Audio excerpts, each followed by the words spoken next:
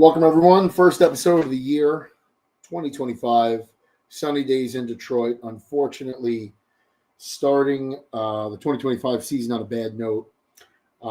Lions go to Green Bay, lose the first game of the season to the Packers. Just trying to get comfortable here with the mic. My apologies. I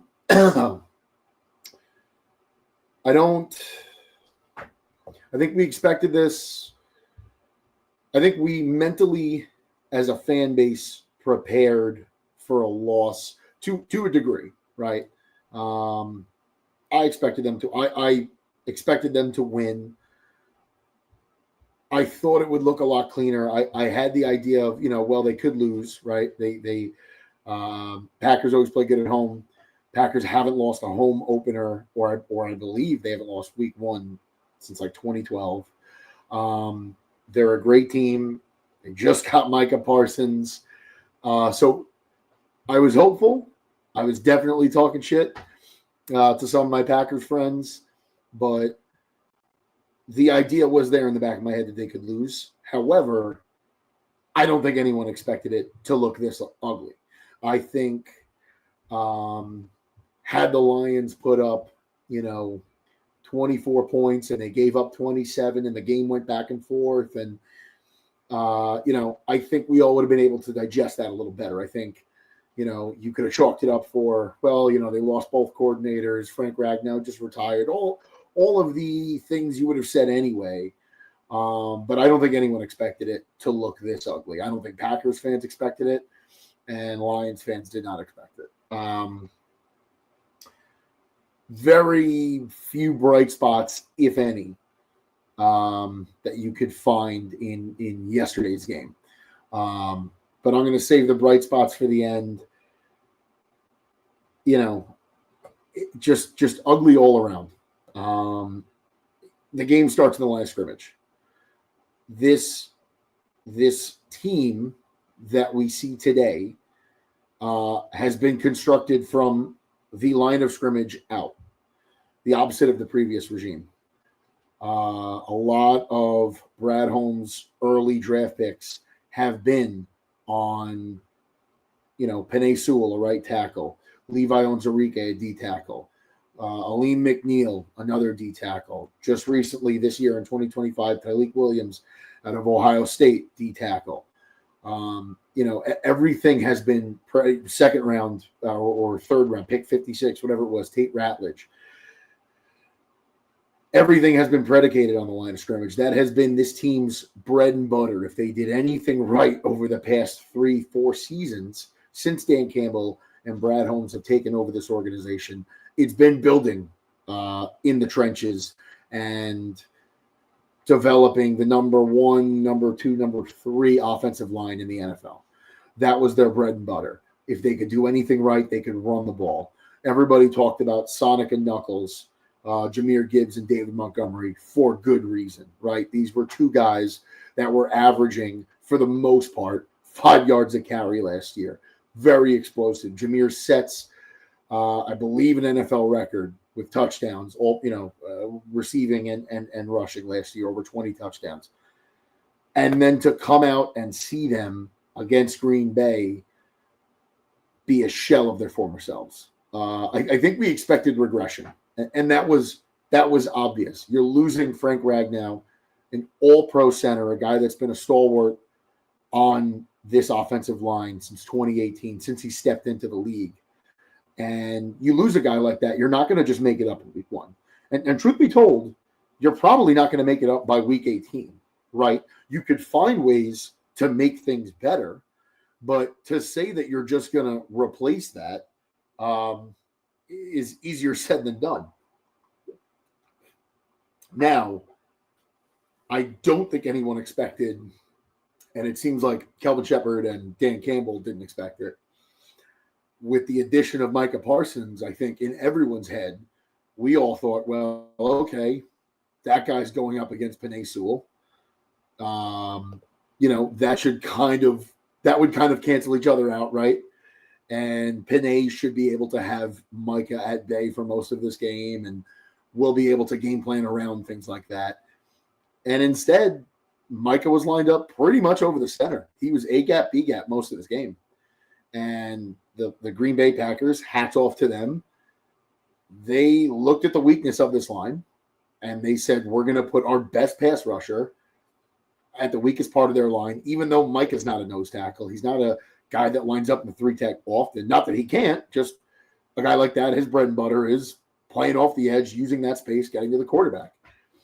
And unfortunately, that weak link of this offense was exploited. I mean, there's no other way to put it. Extremely ugly.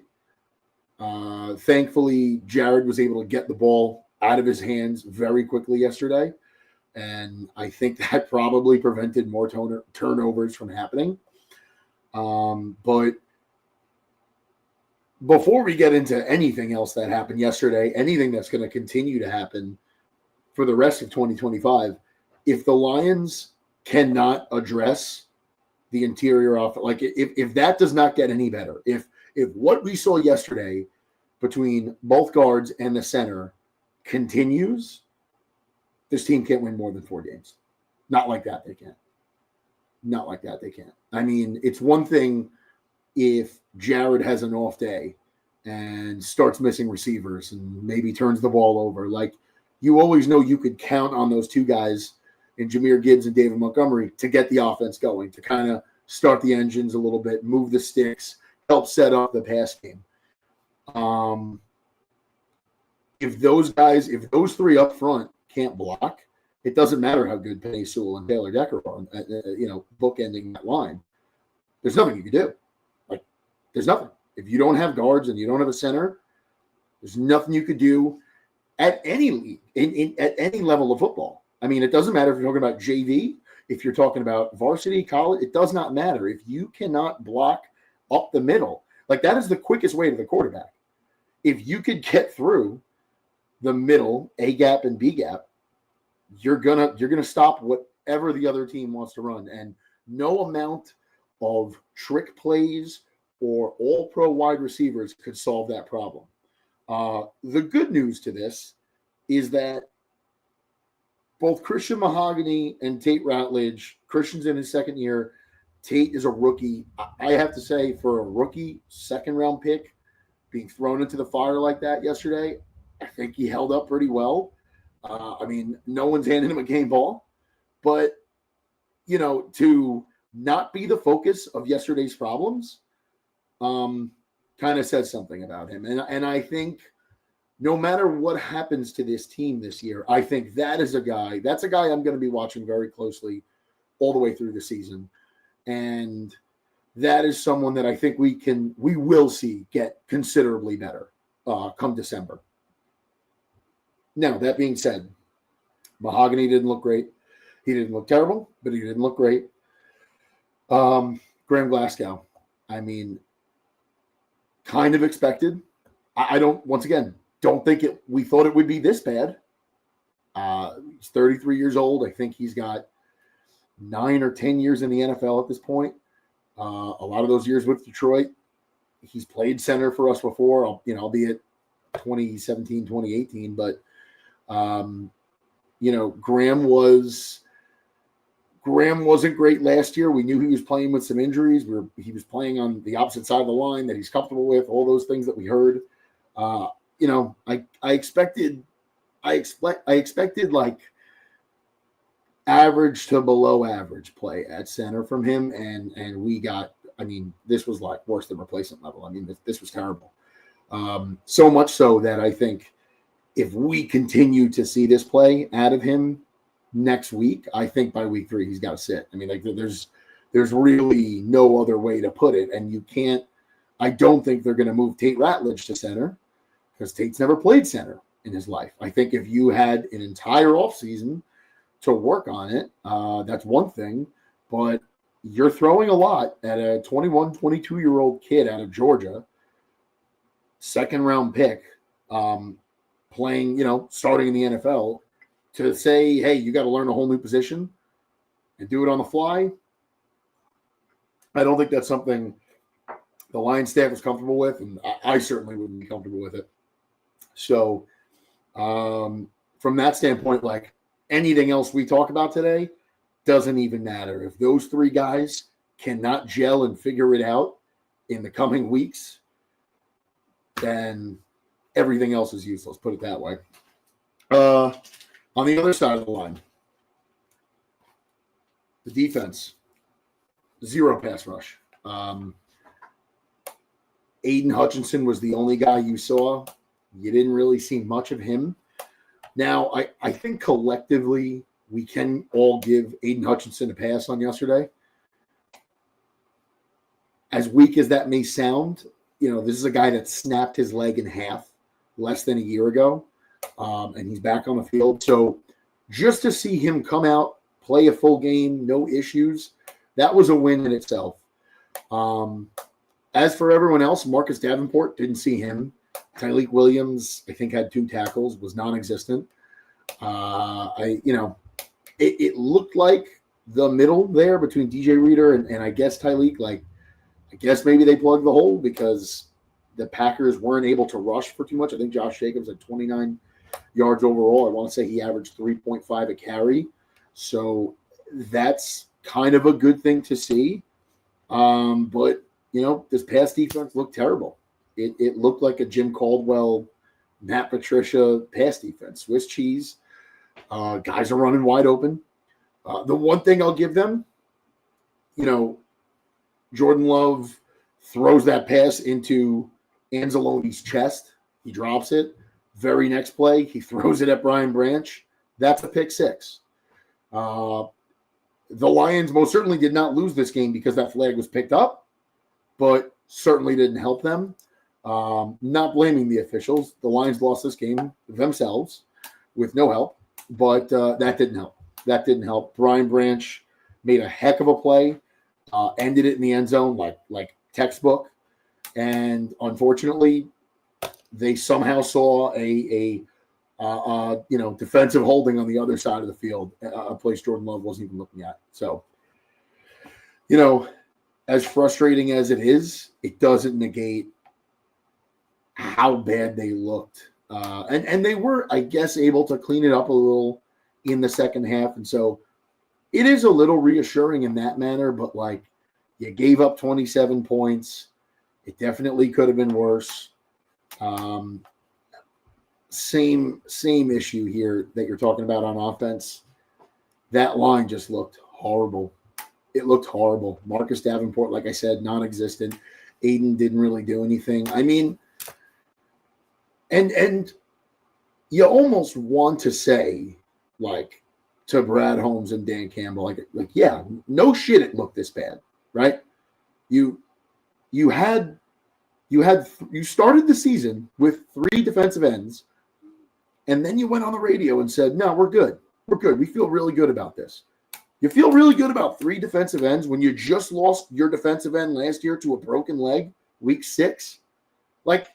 Where is the logic in this? I mean, especially in a position where you're constantly cycling guys in and out, you're constantly needing to give guys a breather. Just from a depth standpoint, that made no sense. It didn't. It really didn't. And I don't know what the thought is. I see Stevie is here in the comments. Stevie, thanks for watching. You're always here on the Sunny Days broadcast. Should have traded for Micah. I didn't expect that. And I mean, hats off to the Packers. You sell your soul to get a guy like Micah, and that was the right thing to do for the Packers, right? They clearly see themselves as kind of a star like that away from going to a Super Bowl. And they made their case yesterday. And, you saw it. Micah played 10, 15 snaps, and he had a direct impact on this game. I mean, that highlight of him chasing after Jared Goff and sacking him that's going to be played on a loop in the state of Wisconsin for the next week. And rightfully so, because we'd be doing it in Detroit if it was the other way around. And we have. So that was hard to watch. But, I think what frustrates you the most about this team is the shit we were really concerned about this summer and we were constantly reassured of from both the front office and the coaching staff was the interior offensive line and the pass rush and the edge. And what was on display yesterday? Like, where did every single problem on both sides of the ball start? It started at those two spots. And it's not that you're looking at this going, you know, fire the coaches, fire the front office. Like, it's none of that. It's just,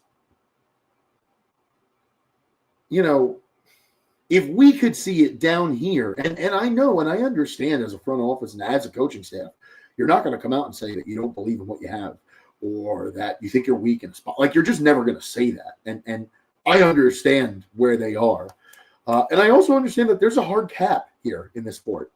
And you can't just, it's not baseball. You can't just give out money, right? You can't just kind of say, okay, we'll go over the cap the next 2 years, you know, and we'll sign this guy and that guy. And you know, we'll have a little bit of a higher payroll to push our chips in the middle. You can't do that in football. Like, this is it. And you know, when we get excited about them extending Jameson Williams, extending Penei Sewell, extending Amon-Ra St. Brown and David Montgomery, all of these guys, Kirby Joseph making him the highest paid safety in the league. You can't have all of those things and then expect to trade for Micah Parsons and give him $50 million a year. I mean, you're about to pay Aiden Hutchinson at the same time. So to expect, I mean, all those guys I just named there, that's like, it's a 53-man roster.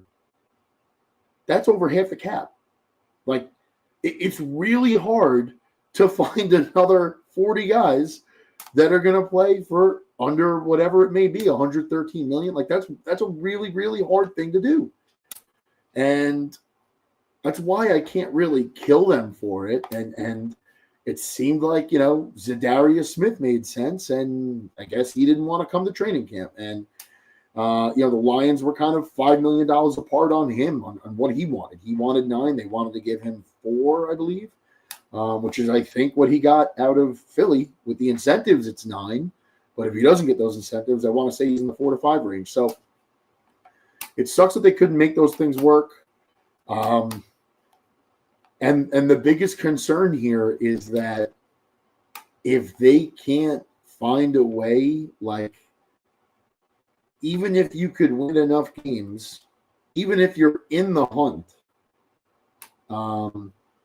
by the trade deadline, and the pass rush still looks ugly, and the interior offensive line still looks ugly, which probably you wouldn't be if both those things still looked ugly. But if somehow you're winning games and you're still weak at both of those spots, there's really nothing you could do about it, right? Like, there's only 5 draft picks this team has.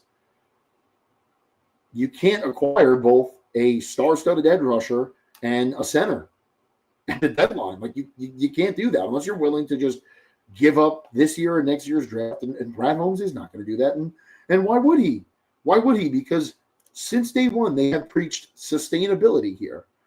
That, you know, it hasn't been just like, you know, kind of what the Rams did years ago. And I believe we've seen the Bills do it. Teams that kind of just like put all the chips in the middle and, hey, you know, if we don't win it this year, we don't win it, but we're going to do everything possible. We're going to sell our soul. And that's really not what Brad Holmes wants to do. Brad Holmes wants to find a way to continuously bring in talent via the draft, retain the guys that he's gotten. It's a balancing act, man, and it's really, really hard to do. And so, you know, to hang up Brad Holmes and Dan Campbell on a crucifix today, you know, because some of these positions didn't look good. Like, I just can't do that because Brad's the guy that finds Amon-Ra in the 4th. He finds a guy like Tesla in the 4th round. You know, Sam Laporta in the 2nd, who had a fantastic day yesterday. Kirby Joseph in the 4th. Brian Branch in the 2nd. Like, Brad Holmes has really done everything he can do to put this team in a position to win. And unfortunately, Frank Ragnow retires in July. Like, did the Lions know that was going to happen? I don't know. Kind of an inconvenient time. I mean, I love Frank. I kind of wish that if he was going to do this, I wish he did it in, like, I don't know, February, March, like before the draft, so that maybe if the Lions thought they weren't going to have a center. They could have drafted one and went D tackle second round. But this is what we've got today. And, it was ugly. And there are silver linings. I could complain here about the play calling. Johnny Morton didn't impress anybody yesterday. Kelvin Benjamin certainly didn't impress anybody, dropping Aiden Hutchinson and Marcus Davenport into coverage. That was pretty stupid. But, these two guys, it was their first time. Kelvin Shepard's first time ever calling a defense. And Johnny Morton hasn't been an OC in, I think, almost 10 years.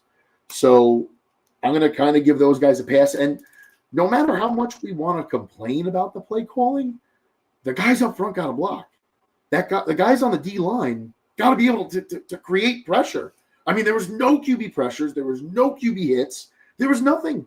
Jordan Love could have sat back in the pocket yesterday, did his taxes, groomed his dog, and then threw a ball. Like there was all the time in the world. And on the Lions side, Jared was rushing every throw because the man had no time. And when he left the pocket, he was running for his life.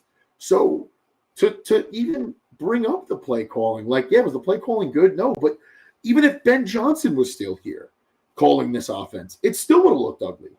It still would have looked ugly because if you can't block, there's nothing you can do. Not in this league, not in this division.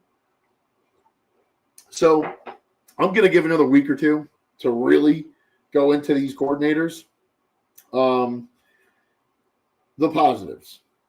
Let's get into the positives because I've been bitching here for 21 minutes. And we've got Monday Night Football. And I do want to see what the Bears look like. So, positives. Start with the Tesla catch. Unbelievable.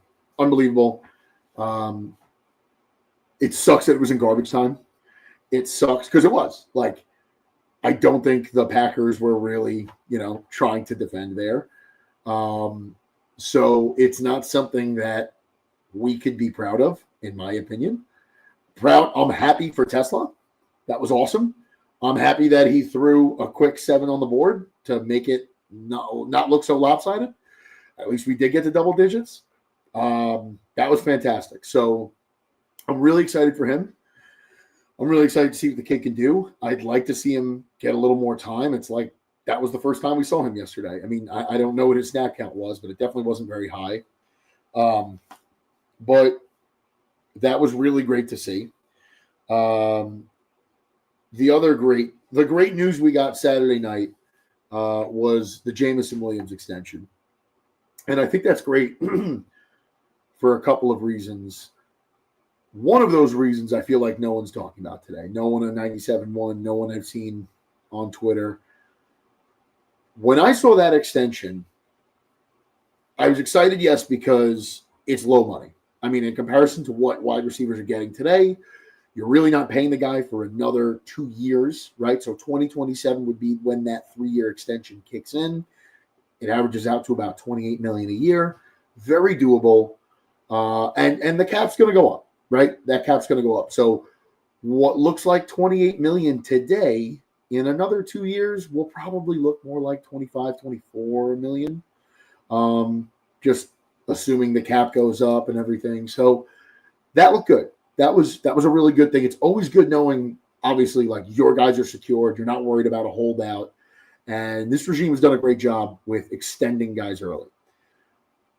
What I really thought of when I saw that is I wonder if the front office is looking at Tesla like he's J-Mo's replacement. And you see they've got these holes in the interior of the offensive line.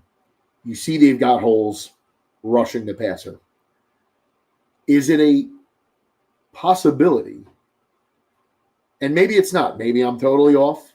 But just thinking out loud about this, and I've been thinking about it all day, is Brad Holmes going to use this as bait? And when he's talking to other teams that are maybe out of it, but they've got a great guard or they've got a great center that they're willing to part ways with, maybe this is, I can't imagine calling the Raiders for Jackson Powers Johnson, but calling someone toward the deadline saying, hey, you're out of it. You don't really have a lot of wide receiver help.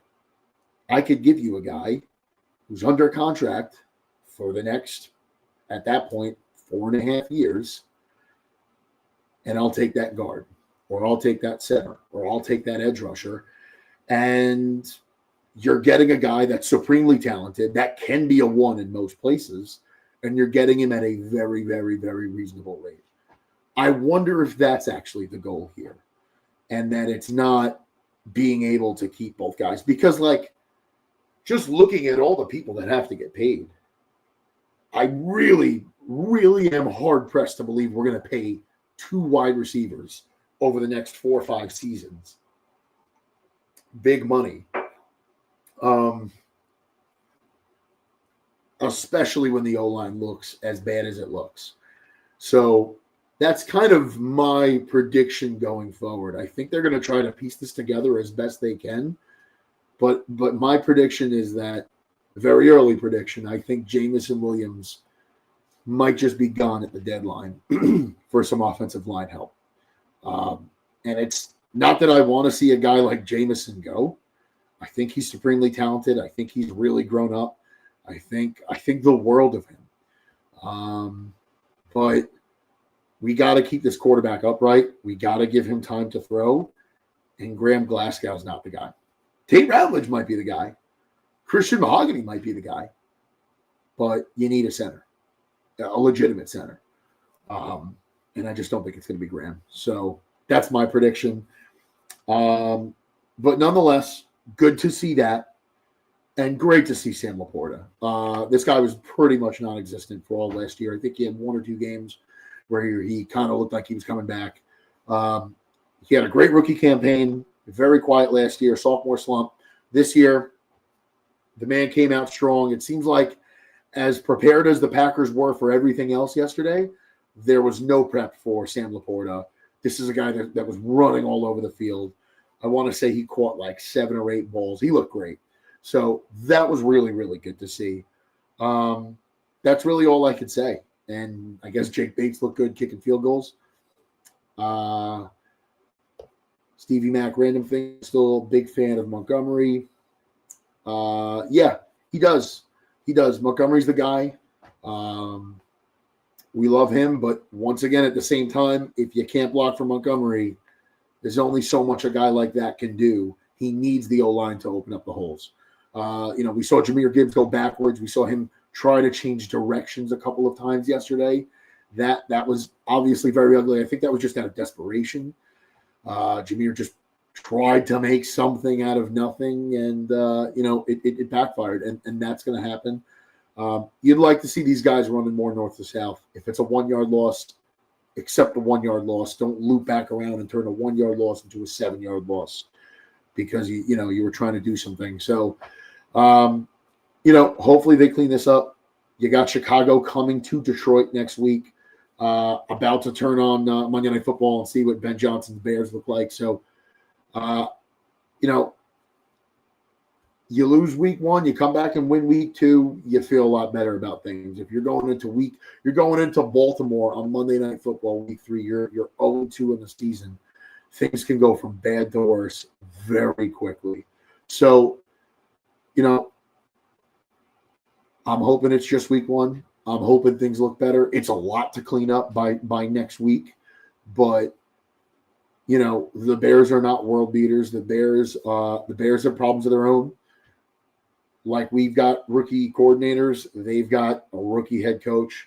I'm sure mistakes will be made on both sides. I think you just want to see this team clean up the penalties. If they can, at a minimum, if they can do that, they can block a little better up front. If you have to get into a pissing match with this team, I think we could live with that for a week, right? But we can't live with both sides of the ball looking this ugly. So hopefully, 2 out of those 3 big things get cleaned up into next week, and they're in a position, come 2 minutes of the fourth quarter to win that game. And they should be. It's their home opener. It's their home opener against the guy that left you to go coach probably your most hated rival and coach like he had 1 foot out the door in the divisional round. That shouldn't be forgotten. That man's face should be on every dartboard in the Allen Park facility this week, and I just really hope things get cleaned up, because if these things don't, this could go downhill fast. There's not a lot of hope for 0-2 teams. So let's see. Hopefully it's going to be tough this week. I don't know what the Sunny Day schedule is going to look like. We're going to definitely get a football show.